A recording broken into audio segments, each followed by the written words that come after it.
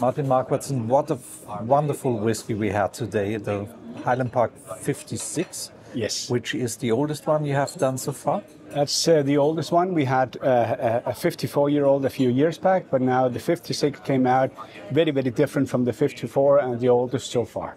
So what's the difference between the two ones? Well, it's all about casks. They are both from 1968, but where the 54 was more in European oak sherry cask finished for the last 14 years. 16 years, this one has been in American oak sherry season cask or sherry season puncheon, which gives it a different kind of experience. There's much more kind of creme brulee, vanilla notes on it, much more fresh to it, and so on. So a very, very different whiskey, and it's very rare you find 47+% for a whiskey that age, but that's due to the American oak cask as well. And there are just 170 bottles of this one? 170 bottles was released of the 56-year-old, yeah. What I found amazing is how fruity, how fresh, how lively this one is.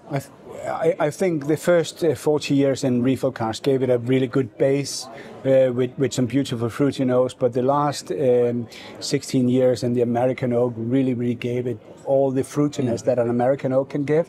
So beautiful kind of tropical fruits and fresh like apricots and these kind of things came out, a little bit of pineapple as well. Really amazing that you have a whiskey that age with such a fresh note. So it was laid in the cask in 1968? 1968 we filled 10 casks, or we had 10 casks from 1968.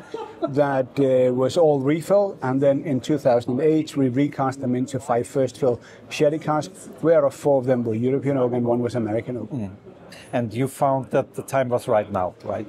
We found that right now this whiskey peaked, and Gordon Motion, our master whiskey maker, have kept an eye on this basically since 2008, where we were recast, and it just got better and better. But there's also a point where you think, is it now or should we wait? And for Gordon, this was the time we were waiting for, yeah.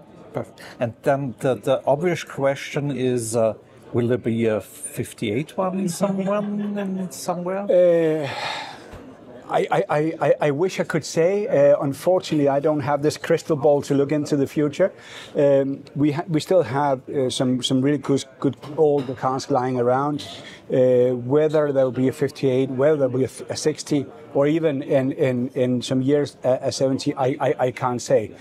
But I know that at one point we are looking into older casks.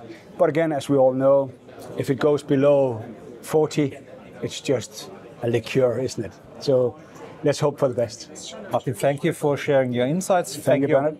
Most of all for sharing this beautiful whiskey with us. You're always welcome. Thank you.